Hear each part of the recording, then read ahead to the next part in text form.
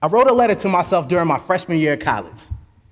It was a letter to me in the future.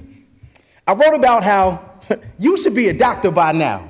Someone's boss, CEO bound, a profound leader in your field, the first black something. Then Obama happened. And I had to go back to the drawing board. Now, you haven't lived until you walked in someone else's dream. Wipe the crust from your own eyes and realize your first rude awakening. In college, your boy slept in one too many mornings.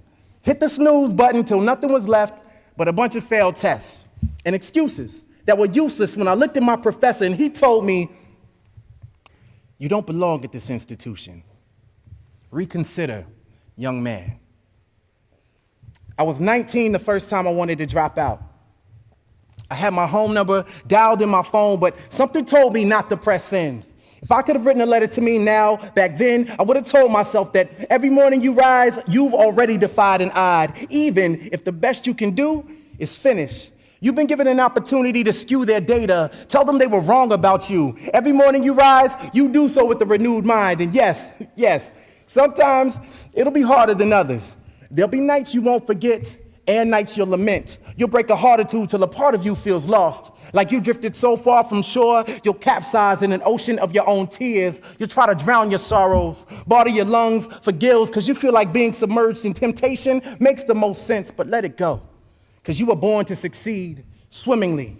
Today, you'll do more than stay afloat. Instead of just keeping your head above water, you'll learn to harbor the dreams of your ancestors, back bent, picking cotton. That pain that shot through your lower lumbar was them knocking, reminding you that you have the right to bend over and leave no stone unturned. Too many times, you'll question your integrity, your intelligence, even your very presence at this school, but don't let it get to you.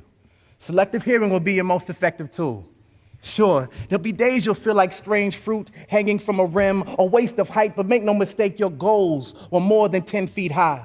Sometimes you have to remind yourself to shoot for the stars because your problems are merely constellations, shimmering images of what made you beautiful, brilliant, a resilient representation of your mother, father, brother, sister, aunt, uncle, cousin, whatever village that raised you and gave you life. So turn your tassel without turning your back on the place that made you. Your name is not the only one on that diploma.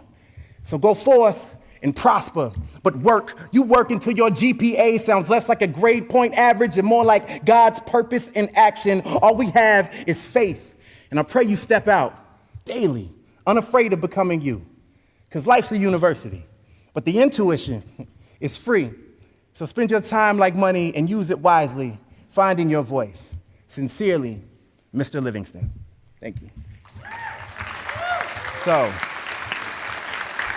Thank you.